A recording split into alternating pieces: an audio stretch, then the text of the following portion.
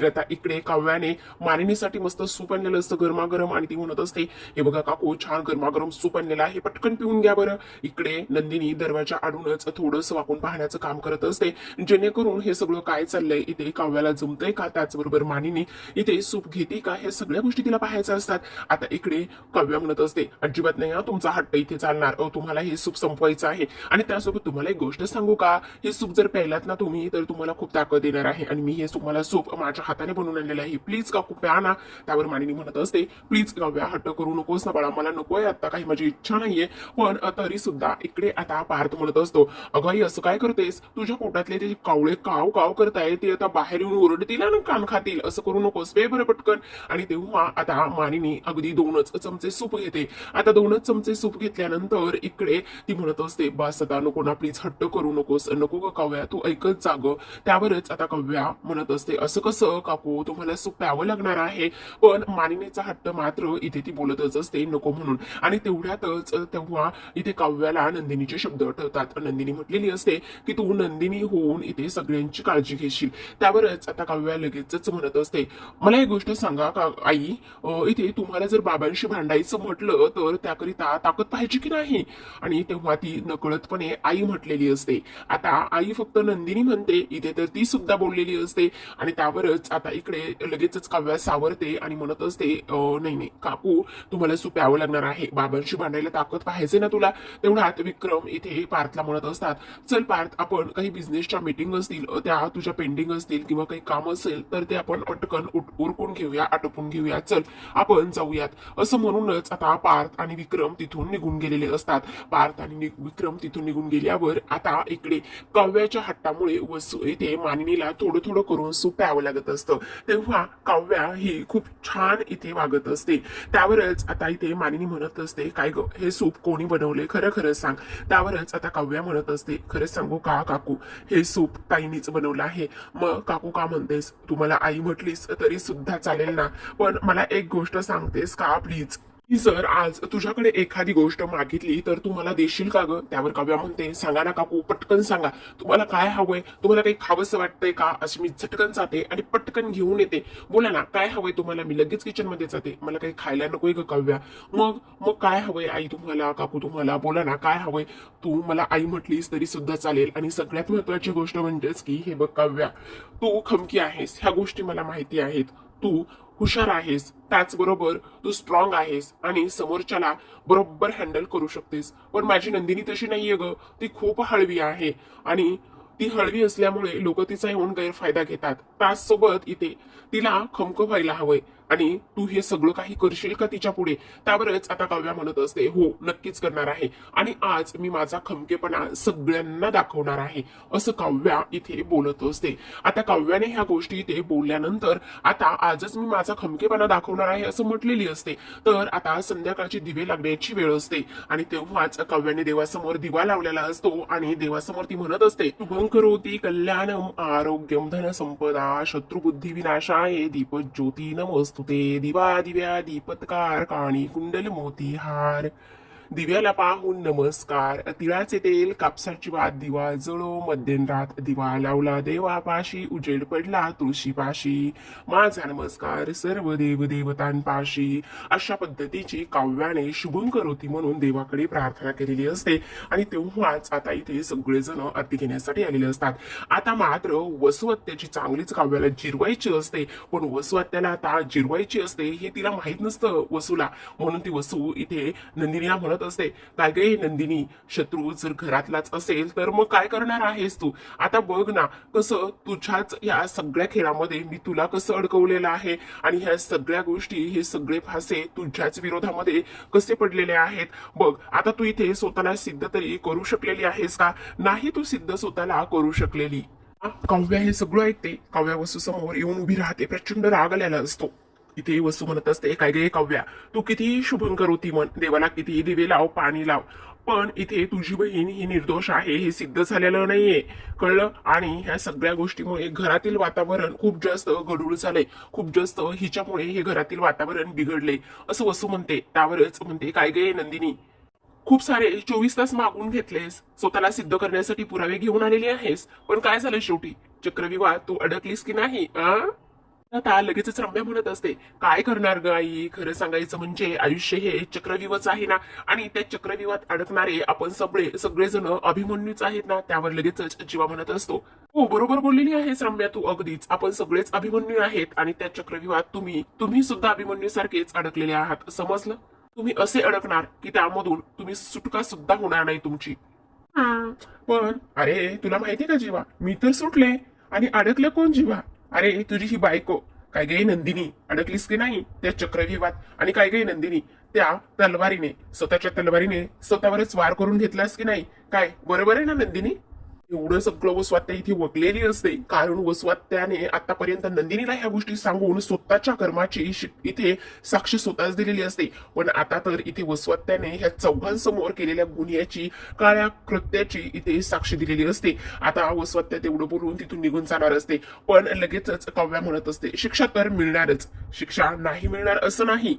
आत्याबाई, ज्या क्षणी माझ्या ताईनं मला सांगितलं होतं की वसवात्याने तिला ह्या लग्नातून किडनॅप केलं होतं, त्या क्षणी माझ्यासाठी हा विषय संपला होता. फक्त आणि फक्त इथे विक्रम काकाला पुरावे दाखवायचे आहेत ना, म्हणून मी थांबली आहे, समजलं आत्याबाई? वर काव्या लगेचच म्हणत असते, ज्या दिवशी पुरावा मिळेल त्या दिवशी तुम्ही आहात आणि मी आहे. त्यात डोळे घालून इथे काव्या म्हणत असते, तुम्हाला कल्पना नाहीये आत्याबाई, तुम्ही जेवढं नंदिनी ताईला दुखावलेलं आहे त्याच्या कैक पटीने ही काव्या दुखवलेली आहे. त्यामुळे त्यामुळेच तिच्यासमोर आता ती इथे चुटकी वाजवत असते आणि म्हणत असते, त्यामुळे आता इथे तुम्ही उलटी गिनती सुरू करा. लगेचच काव्या एवढं सगळं बोलते आणि त्यानंतर इथे वसवत्याचा हात जोरातच दाबते आणि म्हणत असते, आता एक गोष्ट लक्षात ठेवा, तुमचे दिवसभरेपर्यंत जर तुम्ही माझ्या नंदिनी ताईकडे उलट्या नजरेनं जरी बघितलं, तिला जर काही घालून पाडून बोललात, उलट सुलट बोललात, तर ही काव्या पुरावे मिळण्याची वाट नाही पाहणार, समजलं तुम्हाला? त्यामुळेच शहाण्या मुलीसारखी आरती घ्या आणि तुमच्या मुलीबरोबर जाऊन खोलीमध्ये आराम करा, समजलं तुम्हाला? कारण तुमचे दिवस आता आत्याबाई भरत आलेले आहेत, कळलं? असं म्हणूनच आता इथे वसवात्या रागातच निघून जात असते, पण काव्या पुन्हा तिच्या समोर आरतीचं ताट धरते. शेवटी वसू खूप घाबरलेली असते काव्याचं हे रूप पाहून, कारण काव्याने आतापर्यंत ती कशी आहे तिच्या वागण्यातून, तिच्या कृतीतून दाखवलेलं असतं. त्यामुळे रम्या आणि वसूची तर प्रेक्षकांना चांगलीच वाट लागलेली असते, त्यांची चांगलीच फाटलेली असते. इकडे रम्या सुद्धा रागानेच तिच्याकडे पाहत असते आणि इकडे आता काव्याने ह्या सगळ्या गोष्टी बोलल्यामुळे आता ही काय करेल काय नाही, ह्या गोष्टी मात्र खूपच इंटरेस्टिंग असतात. आता त्या दोघी तर तिथून निघून जात असतात. इकडे मात्र नंदिनी लगेचच रडायला सुरुवात करत असते. तेव्हा आता काव्या म्हणत असते, ताई प्लीज तू रडू नकोस, आता आपल्यावर रडण्याची वेळ नाहीये, आता ह्या दोघींना रडायचं आहे. आणि आता ही काव्या खंबीरपणे तुझ्या सोबत आहे, पाठीशी आहे. जोपर्यंत तुला सिद्ध करत नाही, जोपर्यंत पुरावे आणत नाही, तोपर्यंत मी शांत बसणार नाही. त्या आत्ताबाईची आता मी चांगलीच वाट लावणार आहे. गणपतीच्या साक्षीने मी इथे शपथ घेते, जोपर्यंत इथे आता हे सिद्ध करत नाही तोपर्यंत मी शांत बसणार नाही. लगेचच पार्थ म्हणत असतो, मी सुद्धा आहे. त्यावर आता लगेच जीवा येतो. आता तो म्हणत असतो, मी नाही तर आम्ही सगळे नंदिनी तुझ्या बाजूने आहोत आणि आता ह्या वसवात्याची चांगलीच वाट इथे लावायची आहे आणि चांगलीच हकलपट्टी आणि सगळं खरं सत्य जे आहे ते आता इथे बाबांसमोर आणायचं आहे. नंदिनी तू अजिबात एकटी नाहीयेस, हा जीवा तुझ्या सोबत आहे आणि हा जीवा तुला हरू देणार नाही, त्याचबरोबर तुला सगळ्यांसमोर खोटं सुद्धा पडू देणार नाही. अशी शपथ आता इथे ह्या चौघांनी घेतलेली असते आणि अशी शपथ चौघांनी घेतल्यानंतर नंदिनीला खूप जास्त आधार ह्या तिघांचा मिळत असतो, कारण आतापर्यंत ती एकटी होते, पण आता ह्या चौघांना वसवात्याचं रूप आणि वसवात्या कशी आहे ह्या सगळ्या गोष्टी इथे समजलेल्या असतात. तर आता प्रेक्षकांनो इकडे दुसऱ्या बाजूला जे जोडपं येते किंवा जी लेडीज इथे हॉस्पिटलमध्ये ऍडमिट होती, नैना नावाची, जी की नंदिनीच्या आश्रमामध्ये काम करते, त्या रेखाची वहिनी आहे.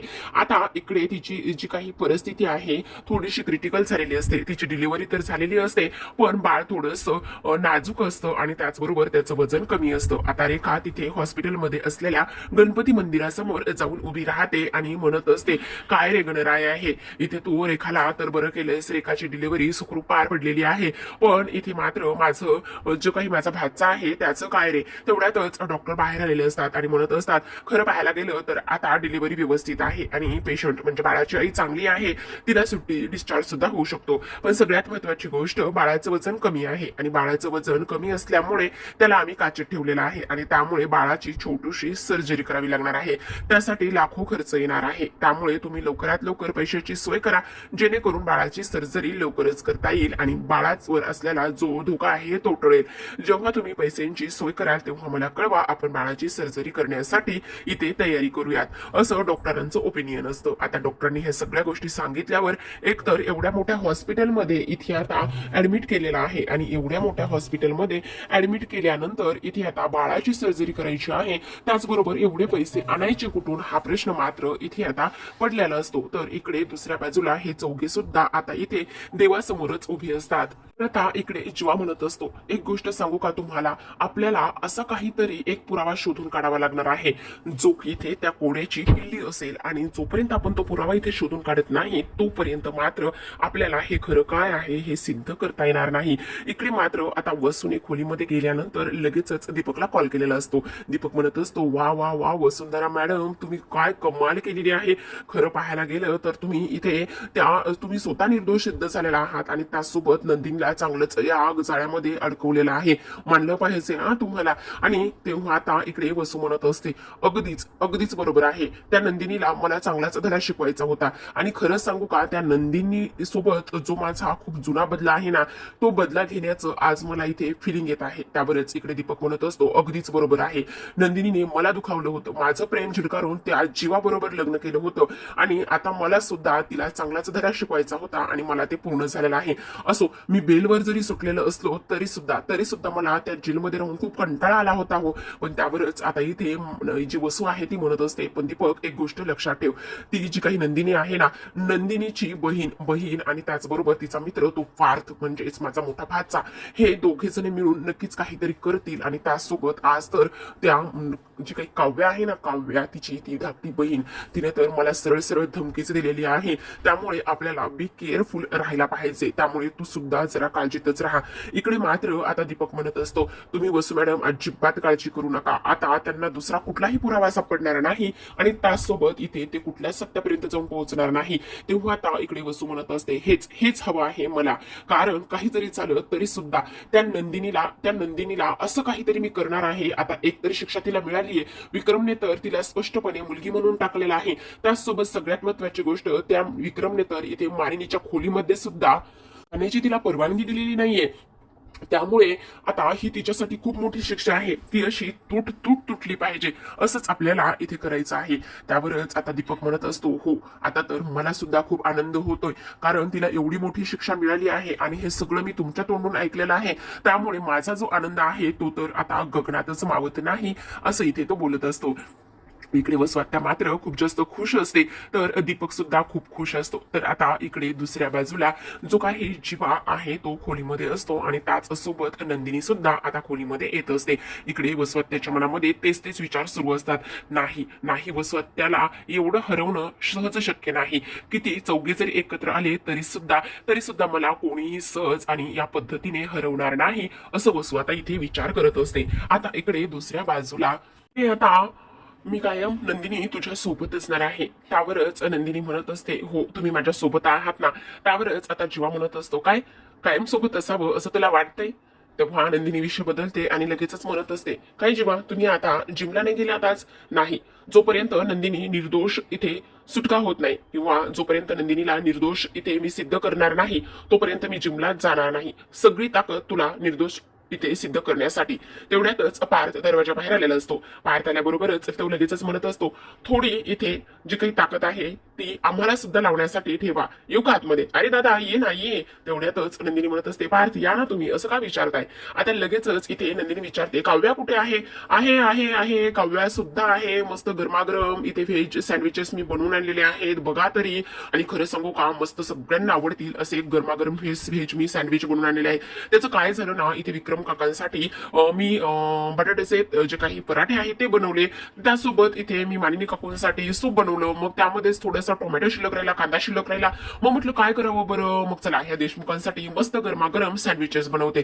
चला चला खा खा खा खा. इकडे मात्र आता इकडे पार्थ म्हणत असतो, काय तुम्ही बनवलेत? अहो काय हे देशमुख, तुम्ही मला चिडवणार आहात का? तेव्हा सगळेजण हसायला लागत असतात. तर इकडे आता डॉक्टरांनी लाखो रुपयांची तडजोड करायला सांगितल्यामुळे जो सनी आहे तो रेखाला म्हणत असतो, आई काय करायचं आता इथे? एक गोष्ट सगळ्यात महत्वाची म्हणजेच की आपल्याला कोण मदत करेल? एकतर उगाचच तू एवढ्या मोठ्या हॉस्पिटलमध्ये इथे आणून ठेवलेला आहेस आणि एवढ्या मोठ्या हॉस्पिटलमध्ये आणून ठेवल्यानंतर त्या पार्थाने इथे काव्याने, अरे असं काय बोलतोयस? उलट सगळ्या डिलिव्हरीचा खर्च त्यांनी उचलला आहे आणि सगळ्यात महत्वाची गोष्ट म्हणजेच की मी आहे ना, मी करेल काहीतरी. अगं आता ताई तू काय करणार आहेस? बघ ना एवढा मोठा खर्च आणि मला तर खूप टेन्शन आलेलं आहे. माझ्या ना हाताशी धड नीट काम आहे ना, माझ्याकडे कुठले पैसे आहेत. तेवढ्यातच ती म्हणते, थांब थांब मी ना नंदिनीला कॉलच करते. असं म्हणून स्वतःच्या हातातला मोबाईल काढते आणि नंदिनीला कॉल करायला लागते. तेवढ्यातच सनीचं लक्ष तिच्या हाताकडे जातं. तिच्या हातामध्ये बांगड्या असतात आणि तेव्हा इथे तो म्हणत असतो, हे काय आहे? ह्या कसल्या बांगड्या आहेत? त्यावरच ती म्हणत असते, अरे ह्या सोन्याच्या बांगड्या आहेत. तर इकडे दुसऱ्या बाजूला नंदिनी इथे काव्या तिच्याकडे पाहते आणि नंदिनी रडत असते. तेवढ्यातच काव्या म्हणते, अगं ताई काय हे, का रडतेस तू? तेवढ्यातच नंदिनी म्हणते, नाही ग काव्या बाळा, नाही मी रडत नाहीये, हे आनंद अश्रू आहेत. मी रडेल कशी ग? नाही रडत आहे. आज माझी काव्या एवढी मोठी झालेली आहे की तिने मी नसताना किंवा माझ्या पश्चात इथे तिनं खूप जास्त घराची काळजी घेतली आणि किती मोठी झाली, सगळ्यांचं किती आवडीनं केलंय, त्यासोबत सगळ्यांच्या आवडीनिवडी जपून माझ्या काव्याने एवढं सगळं काही केलेलं आहे. खरंच किती मोठी झाली माझी काव्या आणि त्यामुळे हे आनंदाश्रू आहेत. काय गो ताई, आता मी मोठी नाही झाले तर काय मी छोटी आहे का? हो ग बाळा, तू मोठीच आहेत आणि अशीच मला नेहमी साथ देशील ना ग? आणि तेव्हाच काव्या म्हणत असते, हो नक्कीच देणार आहे आणि त्या सगळ्याकरिता स्वारी ग ताई. आता स्वारी कशासाठी? असं म्हणून लगेचच ती गळ्यामध्ये पडते. इकडे मात्र आता त्यांना काहीतरी डिस्कस करायचं असतं म्हणून लगेचच जो जीवा आहे तो दरवाजाची कडी लावायला जात असतो, जेणेकरून त्यांना आता पुढील प्लॅन बद्दल सगळं काही डिस्कस करता येईल. इथे ह्यांचं तर बोलणं सुरूच असतं. सँडविचेस गरम आहेत तोपर्यंत खाल्ले गेले पाहिजे असा इथे ते विचार करत असतात. आता दरवाजा तर बंद केला असतो, पण आता जीवा म्हणत असतो, आपल्याला लवकरात लवकर असं काहीतरी पुरावा शोधावा लागेल. आता इकडे काव्या म्हणत असते, पिहूचा तर आता काही उपयोग नाही, कारण पिहूने आता साक्षी ती काही देणार नाही किंवा ती आपली साथ देईल असं वाटत नाही.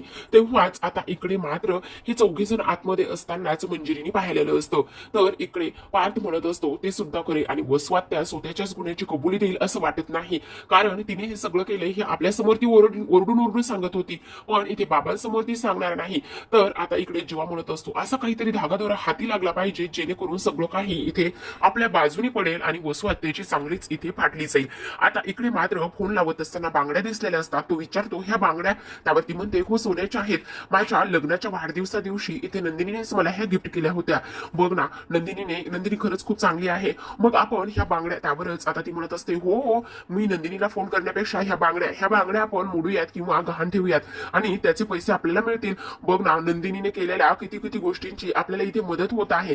आज तुझ्या बाळाचा जीव वाचवण्यासाठी सुद्धा नंदिनीने दिलेल्या ज्या बांगड्या आहेत त्याच आपल्या इथे उपयोगात येत आहेत. असंच आता इथे रेखा बोलत असते. तर इकडे दुसऱ्या बाजूला जी नंदिनी आहे ती म्हणत असते, नाही आपल्याला नक्कीच काहीतरी इथे शोधावं लागेल. दीपकचा तर काही उपयोग नाही, कारण तो आता येऊन जरी बोलला किंवा काही जरी केलं आपण त्याला हाताशी धरून तरी सुद्धा त्याची साक्ष इथे बाबाला आवडणार नाही किंवा ती ग्राह्य धरली जाणार नाही.